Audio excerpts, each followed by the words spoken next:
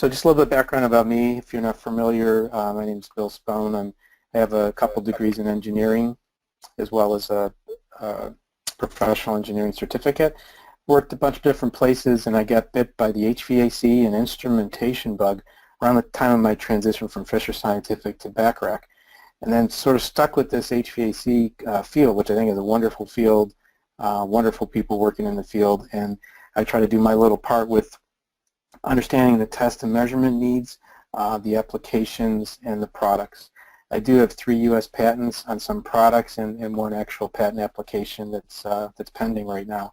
I do a lot of work with tech committees, presentations, and webinars like this to help people understand, and it also helps me understand. I really feel like I'm at a great crossroads here of information between manufacturers, being a distributor myself, my company at TruTech Tools. I want to make sure you understand we're providing this as an educational resource, and we're not responsible for interpretation. You should contact your local OSHA office if you need any guidance or interpretation on questions that come out of this, this particular topic. TruTech Tools, if you're not familiar, our recently reframed tagline is quality tools and essential support. And what you're experiencing today is part of what we call our essential support. We try to make sure that people understand, again, we understand the applications, we understand the measurement instruments, and that's our little world of measurement instruments. It's actually kind of a big world lately as things are getting more and more tightly specified and required, and different requirements are falling upon people. These are some of the brands we carry. Some you may be familiar with, some not so much. So today's topics, we're going to talk about the tools you need to detect potential confined space hazards, and then some of the tools you might already have, and talk about how they relate to the situation. So implementation and details on this. There's been a new amendment to the OSHA construction standard that went into effect. What they've done is extended the OSHA guidelines for confined spaces to extend to attics and crawl spaces amongst a few other spaces, and considered those as confined spaces. Whether you agree or disagree with the rule, there's been a lot of public controversy going back and forth. Different associations and groups have gotten involved. There's always the opportunity to discuss things with your with OSHA and to file for clarifications and things like that. But this is a fact. The new amendment went into effect. Now there was a delay in enforcement till March 16th that came forth from the residential construction industry, and they were saying, OSHA said basically that's okay if you're making good faith efforts, because they know transitions like this will take time and effort in terms of training and gearing up and tooling and things like that. If you want to review a good article on this topic, if you're familiar with the AHC/HR News, Air Conditioning, Heating, Refrigeration News, there was an article written by ACCA, the Air Conditioning Contractors of America, that covered this topic. I put together a short link for this because it was a really long, nasty link. So if you go to www.bit.ly/ACCA-OSHA, OSHA, just like it's shown on the screen, and you do have to make this lowercase in order for it to work, just like it's shown on the screen. That will take you to the article, and you can get a little bit more background on how this all developed. And leading up to the webinar, Wayne's forwarded me a couple questions, and I just put this slide in about 2 minutes ago. But if you're looking for interpretation, you can go to your local office, OSHA office, and they are regionally based. There are 9 regions throughout the country, and you can go to this. Again, I created a short link for you instead of a long link. If you go to www.bit.ly/OSHA, all uppercase, OSHA, and OFF for office. I realize it sounds like a bug repellent, OSHA off, but that was unintentional. I just want to make a nice short link for OSHA offices. So if you go to that, it will take you to this page. It's an interactive page. You can key in and find out what region of the country, what office you would need to speak with in terms of an interpretation. And I do want to welcome some members, or excuse me, some constituents from TruTech who I offered to come to this webinar, and just want to make it clear, even though TruTech does offer BPI CEUs for webinars, this one does not qualify at this point. It was not submitted for such. TruTech will be doing another webinar similar to this in a few days, or excuse me, a few weeks, and at that point you will be able to get BPI-CEU. So just make sure you realize that this is not a BPI webinar like TruTech typically does. This one's done for the plumbing, heating, cooling contractors. So in an overview, just try to boil this all down, make it as simple as possible to get you in the stream of understanding it. But this, again, this is not a strict interpretation that you're going to need to gain and develop on your own as a business. But there are 3 mandatory characteristics of a confined space. It's being large enough for a worker to enter it. Now I've got a picture of Ron Swanson here with his really interesting eyes staring at us. Even if just your head fits in the space, you are in the space. So keep that in mind. If you're cracking open an attic hatch and poking your head up, you've just entered a confined space. Confined spaces are also defined as spaces that are not intended for regular continuous entry. So again, an attic would be such a space, but a finished attic with a walk-in staircase would not be considered a confined space because it has regular continuous entry to it. And then the additional characteristics of being difficult to enter or exit. And basically what that frames the concept of is the safety of getting in and out if an emergent situation, an emergency does occur. You want to be able to have the ability to quickly enter or exit the space. In a lot of the reading I've done to prepare for this session over the last few months, they talk about things like sloping walls, walking on joists in an attic. Again, those are considered difficult situations, difficult spaces to move in. So that's what helps make up, that's what helps convert these attics and crawl spaces into confined spaces. Now, permits for confined spaces, this is often a topic we've heard as being misunderstood. It's not really a building or construction permit. It's something that's specific to the work site. Now, there's some organizations in the home performance industry, Efficiency First for one, that have developed for its members a template of a confined space permit that you can use in different work sites. The idea is to keep it on file at your business and at the work site, and it describes that you've taken an overview from the perspective of confined spaces and looked at the space and made notes so that the people working in the space and management know what's going on there. And again, one thing to recognize, just a real basic thing with OSHA, it is the Occupational Safety and Health Administration, what that acronym stands for. And the occupational aspect of it comes into play when there is a worker and employer relationship started. If you are an owner-operator, it is not considered an OSHA situation.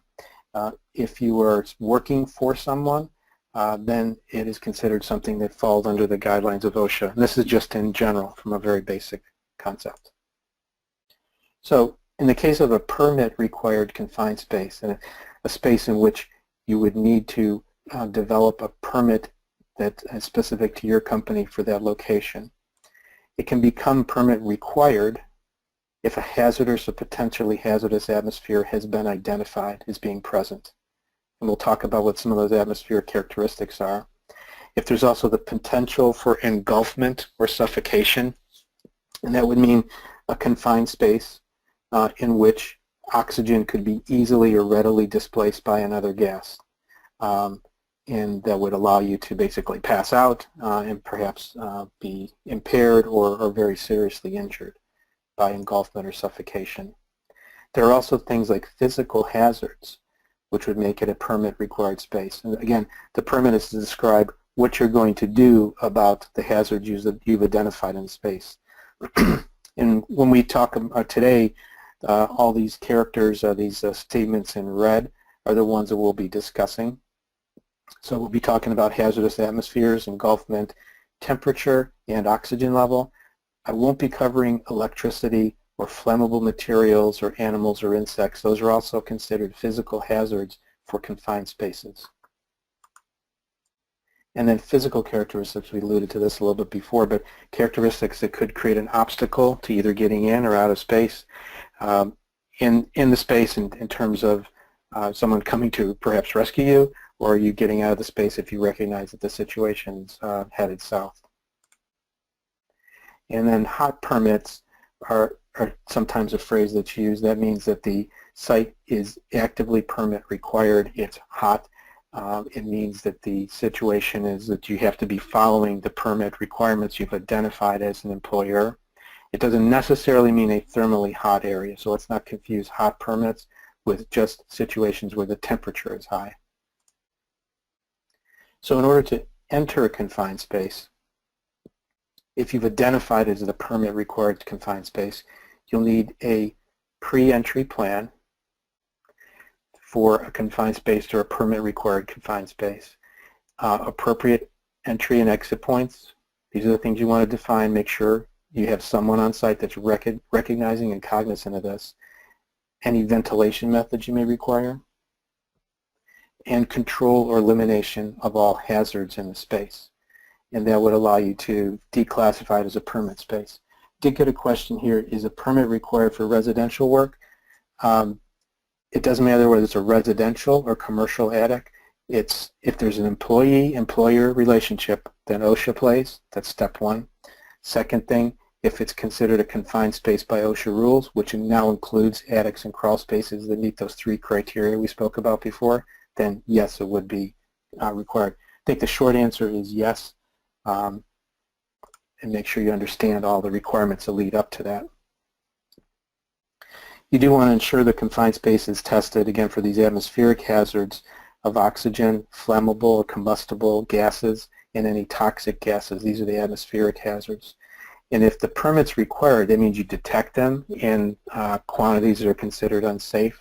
Then you're going to have to define rescue procedures and rescue equipment in advance and monitor the situation to see if it changes to ensure compliance throughout the work. Even if it's quote-unquote safe to work in, you will have to monitor it to make sure nothing changes, nothing goes south when you're in that situation.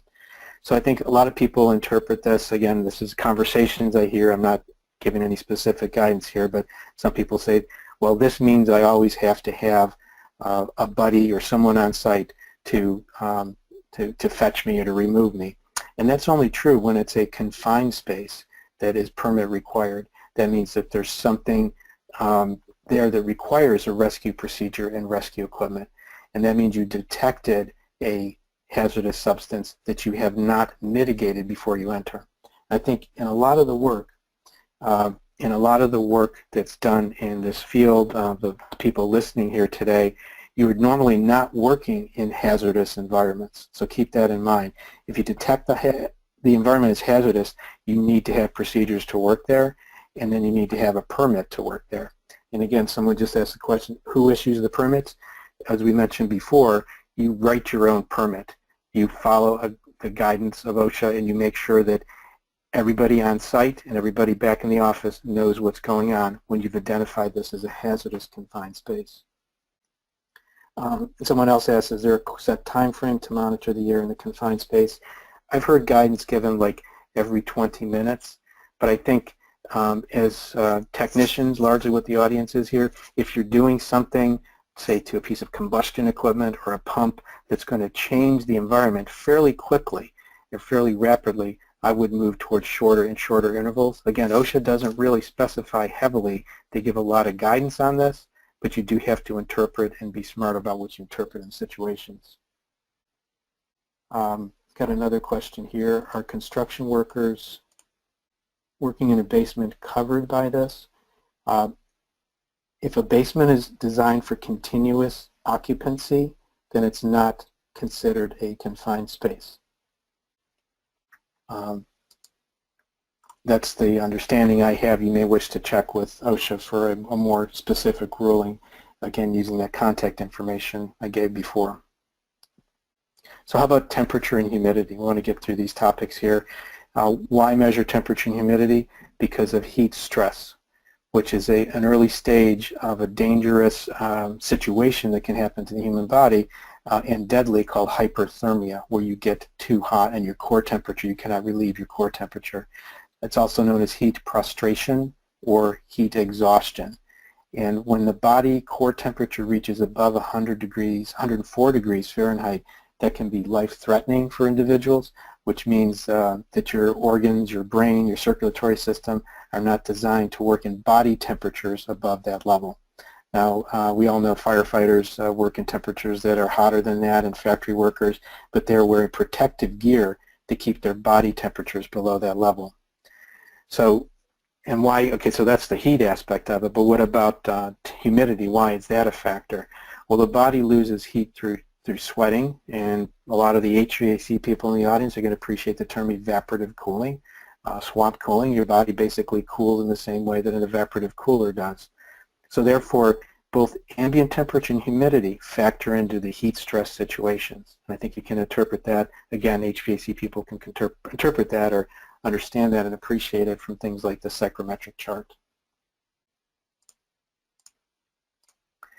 So there's a factor called the wet bulb globe temperature, or the WBGT, that's a better measurement than just ambient temperature and humidity, because it takes into account the radiant heat from building surfaces, which might be like things like the attic roof or walls, as well as any kind of sun if you're working outside.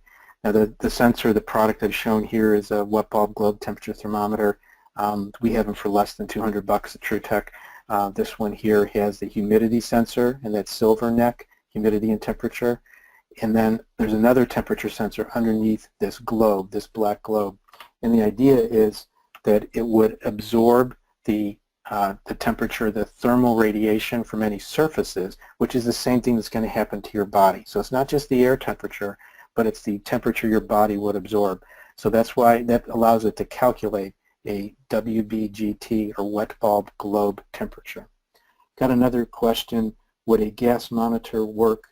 A gas monitor would work for sensing atmospheric hazards if that was specific to that gas. We will get into that in a couple of slides to cover that more specifically.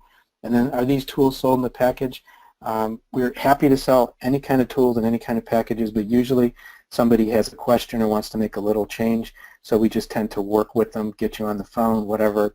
We'll make sure that you understand and get exactly what you need and want, but we can put together kits for you. Now the interesting thing is to take this a step further, and this just came out of a dialogue that I had maybe about a year ago with someone. Wouldn't it be great if you had a monitor for body temperature change? And guess what? There is one actually. It's called Hot Dot, and we now sell them at TruTech. It's a little patch that's called has a thermochromatic element in them, and it tells more of a complete story about an individual's heat stress. So now this takes into account whether how your body responds to the heat stress that's going on through the lack of cooling and the higher temperatures and the radiant temperatures and things like that. These hot dots are placed on the pulse point, like it's shown in the picture here, and they run about $2 each, and they last for 24 hours. So they can be applied to someone, they can check that, and if it changes from black to yellow, you're entering into a situation where your body's approaching that 104-degree temperature, which is life-threatening. So you want to back out, get cooled down, recover before you go back into that situation. So this can really be a lifesaver. I pay attention to a lot of Facebook groups, and one of the HVAC groups was talking about somebody who was carried out, who had suffered a stroke, and due to higher temperatures and heat temperatures in a situation in an attic. So let's move on to gases and the different gases you need to measure. And this is the engulfment and suffocation hazard, which involves oxygen. So normally oxygen varies from 20.8% to 21%, or usually we just say 20.9% of the total volume of air is actually oxygen, O2 gas. When you get to atmospheres that are less than 19.5% oxygen, there's a tendency where you could pass out. You could survive for a few minutes, but it's actually going to make you sleepy, tired, not enough oxygen for your body, your combustion machine in your body to work. So this can happen in different situations. Could be deficient atmospheres could be created by combustion, if there's the exhaust gas from combustion, or even bacterial activity, something corroding that's eating up the oxygen in the atmosphere could cause for oxygen deficient atmosphere. So I try to highlight things. This is general industry, ripening fruits, rusting metal. You're probably not going to encounter that for the people listening here today, or firefighting systems, although you might. You could actually be displacement of large volumes of refrigerant. refrigerant can be, and there's actually a standard called ASHRAE 15 that talks about the displacement of oxygen due to refrigerant gas leakage, say in a mechanical room or situation like that. Someone asked, does the hot dot reset once you get cooled off? Yes, absolutely it does. It functions for a full day. Someone else mentioned they use cool vests to really help. That's a great idea. Again, we talked about protective equipment. And the material temperature of spray foam, someone mentioned, is 140. Would that external temperature affect the hot dot? Not really. It's going to be the temperature of your body that it's feeling. It's actually shielded from the atmosphere, and it contacts the thermochromatic element, touches your skin above a pulse point where it's going to be monitoring your blood temperature, which is going to be indicative of your core temperature. So an awful lot of medical research, they've done a fantastic job developing their product. So there are also oxygen-enriched atmospheres greater than 22%, which are going to throw off your LEL detectors, your combustible gas detectors. They're going to register if you're in a hazardous environment. And this can be produced perhaps by chemical reactions, which you might run into in an industrial situation. But generally speaking, unless you're in an industrial situation, you're usually not dealing with oxygen-enriched atmospheres, although the detectors, the oxygen detectors we described, do look for deficiency in enrichment situations. So deficiency, you pass out, you get sick, you get exposed. The enriched situations could lead to explosive atmospheres that are unintended. So why measure flammable gases, the actual gases themselves, which we abbreviate here with CX, or combustible gases? There's a thing called the lower explosive limit. Some of you might be familiar with that. That's the minimum concentration of a gas or vapor in normal air. Okay, this again is 20.9% air, below which a flame will not propagate, even though there's an ignition source present. So that's anything below the lower explosive limit, you can have this mixture of gas with normal air, and you're not going to have a hazardous situation. So basically, if you took any combustible gas and you ran it up to the lower explosive limit, in this green area, it's really too lean for combustion. There's not a situation in which a spark is going to cause combustion, but in that area in which you're measuring it. And that's an important statement to make because, again, these are area monitors, personal monitors. They're checking a limited zone around which you're working. So sometimes there's the need to check around that zone and make sure that there's nothing coming at you from that there's not a gradation in the combustible atmosphere that's near you. Moving through the above the lower explosive limit, in this area it will support combustion in normal oxygen 20.9% atmospheres up to the upper explosive limit. And then the upper explosive limit, a higher concentration of gas than that, up to 100% gas, is too rich for combustion. So of course this is red, where combustion would be supported if there was a spark or an arc or something of enough heat to generate it.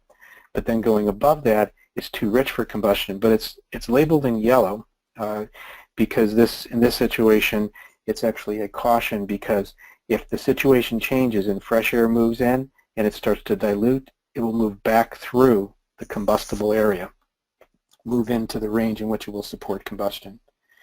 So most of the detection meters and the guidelines are written such that you're looking for 10% of the LEL for methane or propane, and that will give you an idea of how low it is on that scale.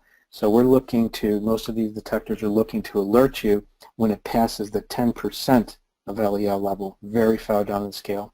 So this will give you a chance, if things are changing rapidly, you've got another 90% of tolerance before the situation gets ugly.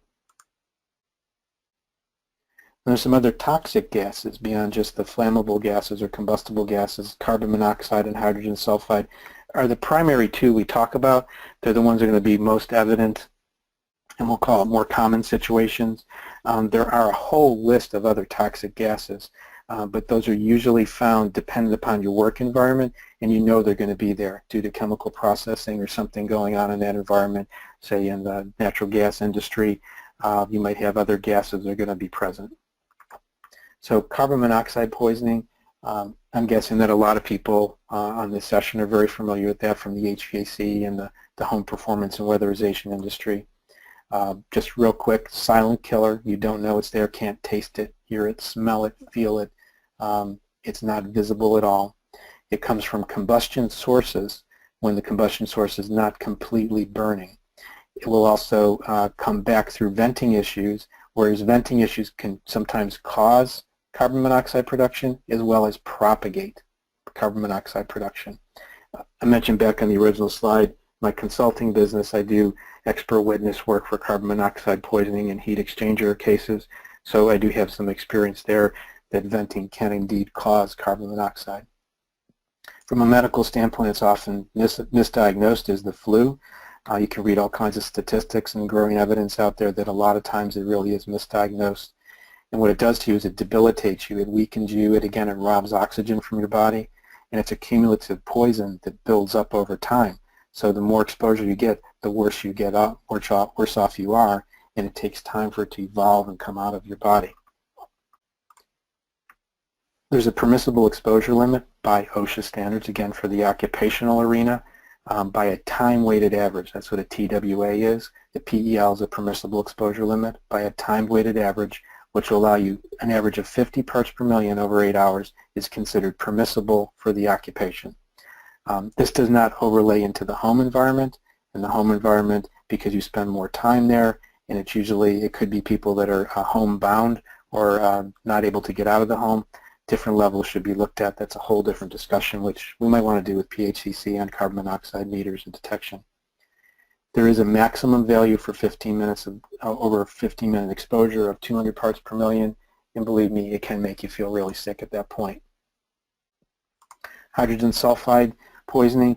This is the compound that smelled like rotten eggs, and most people can smell it below 2 parts per million.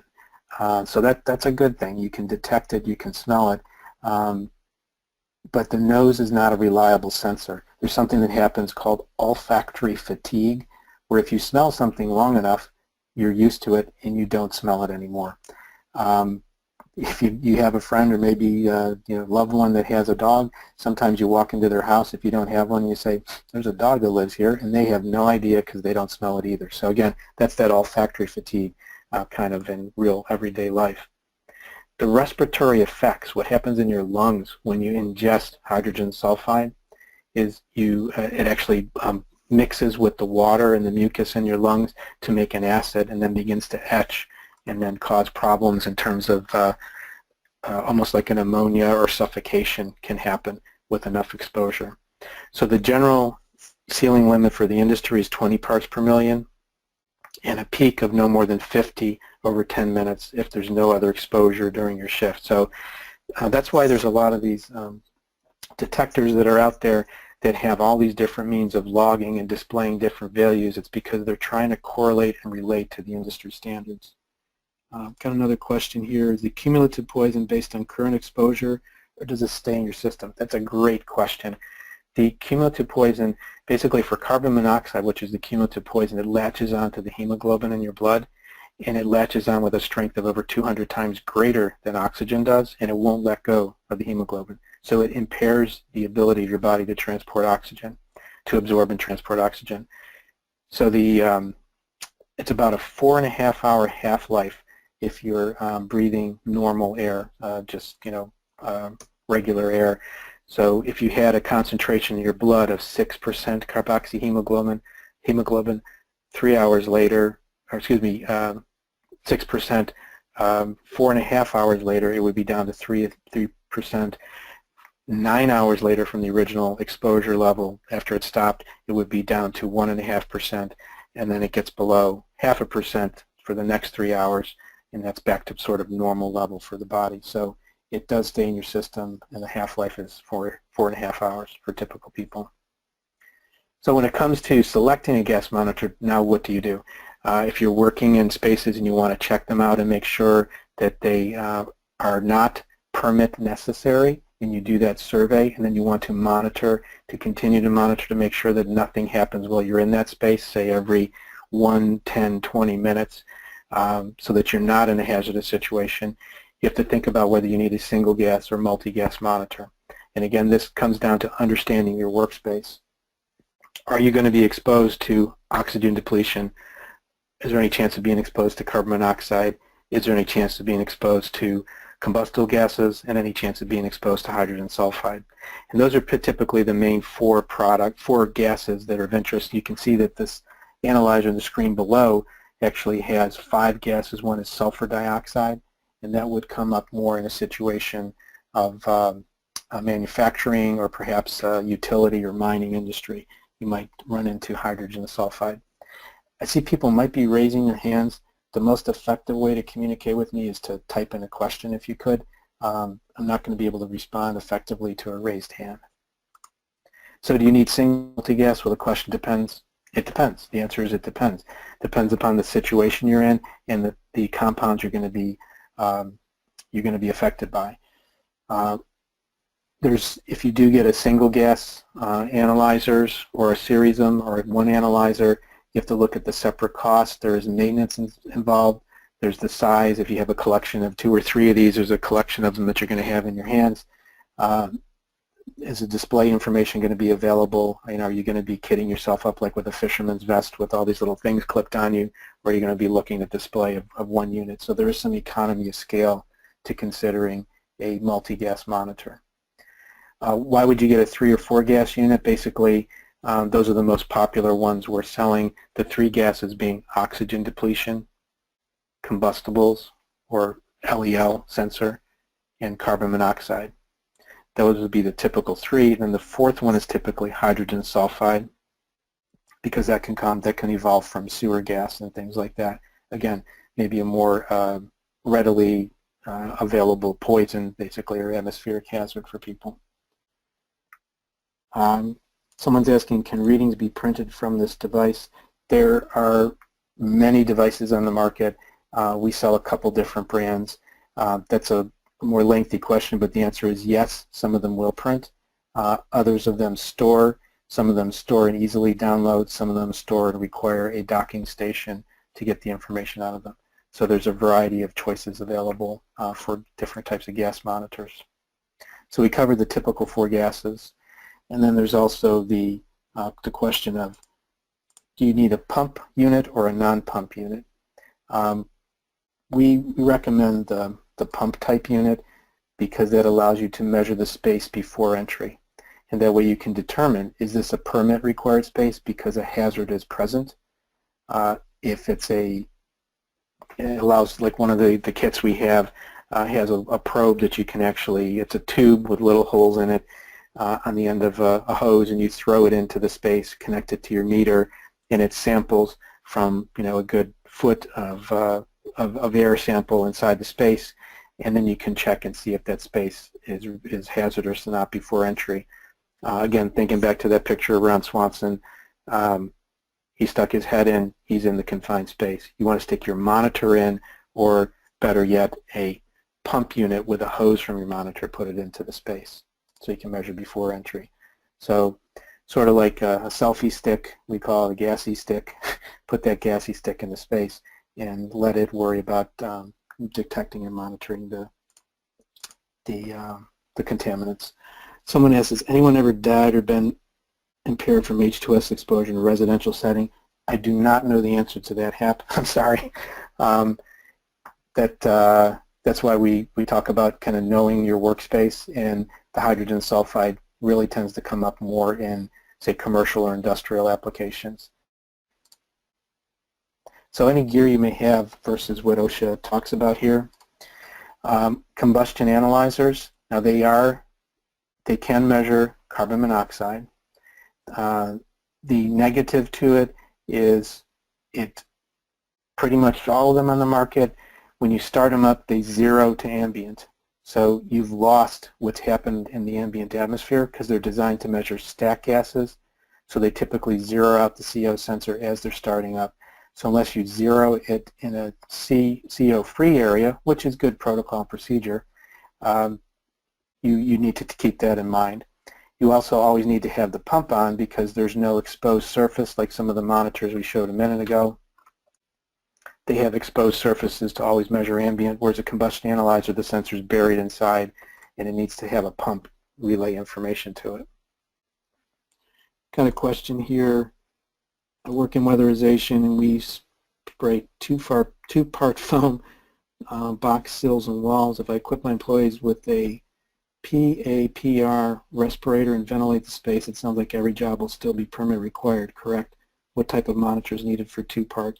I'm going to defer that one because I'm not sure of the exact constituents of what's inside the two-part foam. I do believe there is a contaminant in there, a poison gas in there that you have to protect against, but I unfortunately cannot answer that question. You may want to go back to the manufacturer of the foam because I've found that they are very good. The ones I've encountered are very good with describing the safety protocols required for use of the product. So getting back, the gas leak detector. If you're looking for one to measure LEL, you probably don't have one that measures LEL unless you're working with sort of the upper level monitors that are in the $3, $4, $5 and up $100 range. Things like a Testo 316, a Bacharach Leacator 10 or Junior, they're going to give you relative concentrations of combustible gases, but they're not going to give you that LEL concentration warning when you get to 10% LEL. So that's not going to work with this kind of product. A personal CO monitor, and this gets into sort of a discussion here in terms of what's a personal monitor, what's not. The designation of personal monitor is typically given to products that pass and conform with standards like a UL 913 and Factory Mutual, etc., and are in direct compliance with OSHA regulations. There are ambient CO monitors. And this again, whereas you may want to get a ruling from your local OSHA, but if you look very strictly at the word personal monitor, it describes a class of product. So something like the Sensit P100, BWT, McCurco, anything that comes from an industrial kind of heritage or pedigree, CO monitors, including Bacharach's and New Sniffit. But things like the Testo 317.3 and Fluke CO220, these are actually clippings from the instruction manuals of these products where Fluke says do not use it as a personal safety monitor, and the Testo do not use it as a monitoring instrument for personal safety. So if you got trapped in a situation and somebody said, hey, I used my Testo 317, but somebody still got exposed, are you complying with OSHA or not when it says personal CO monitor? That's a question you got to ask yourself when the manufacturer's instruction says they are not. I got a question here, will the Sensit 1200 be the best tool to purchase for confined spaces? That's a product which is related to the weatherization, building performance, BPI industry. Not to diverge too much the conversation here, but that product, we actually got a recent clarification from BPI. You'll still need an ambient monitor for that. And BPI is defining the ambient monitor different than a personal monitor in OSHA. So there's just still a little bit of confusion out there. The Sensit EXCO Plus 1200 for the full name there, that product will conform with the minimum standards of BPI if used in conjunction with a personal CO monitor or an ambient CO monitor, correctly. So another factor to pay attention to is product maintenance. There's something called a bump test, and a bump test verifies the gas detector that it's responding to a target gas. It doesn't calibrate the sensors. It just says, just sort of like bumping your buddy. Okay, they're awake. You don't know how awake they are, but you've just made sure that there is a response from them, from the sensor, from the detector. It basically protects against catastrophic situations. And then calibration, that's a whole different animal. That you actually provide a certified calibration gas at a specific flow rate, usually using a specific fixture to the face of the sensors, so that you can then adjust them to make sure the response is accurate in the measurement level that they're giving you. The other issue is sensor replacement. Many of the sensors are user replaceable. Some are not. Sometimes the sensor replacement cost plus recalibration comes very close to 70–75% of the new instrument, and people decide to go with a new instrument instead and take advantage of maybe an update in technology since they last worked with it. But sensors like the combustible gas sensor and some of the units we sell, they run about $50. The oxygen and CO are in the $90 to $120 range. And then they last for basically as long as they last. It's hard to tell because the duty cycle is going to be very different from different operators. Some of them do have minimum lifetimes, warranted lifetimes of 1 year to 2 years. Someone's asking OSHA, BPI, and WAP, the Weatherization Assistance Program, do not align, and it makes it very difficult to determine what's required for WAP agencies. Any crosswalks available? Interesting term, maybe a typo, but I think I see what you're saying. I think it'd be a good thing to reach out to one of the organizations, perhaps WAP if you're working primarily with them, and ask them to provide some clarification, documentation. I'd be happy to talk with anyone and share what little bit I know, but I think it's got to come from those organizations themselves. And right now I don't know of anything, a clarification document. If someone does, please advise me on that, because I'd like to share that for sure. So we're getting down to the end here, wrapping up. I just want to give you a quick look. This is a screenshot from our site. Right now we have our resources page underneath one of the main categories, and you can get access to our video library, technical training, books, guides, webinars, software, and downloads are all available from there. And we also have a YouTube channel, youtube.com/TrueTechToolsLimited, spelled out, TrueTech Tools Ltd. And there you'll find about 70 or so videos, some product videos, some application videos, different explanations of different things in the HVAC and building performance arenas. So again, just want to say we're providing education, enlightenment, awareness. We're not interpreting the confined space construction rule. In the context of your work, you need to reach out to OSHA or any kind of governing agency that's working with you to help you figure that out.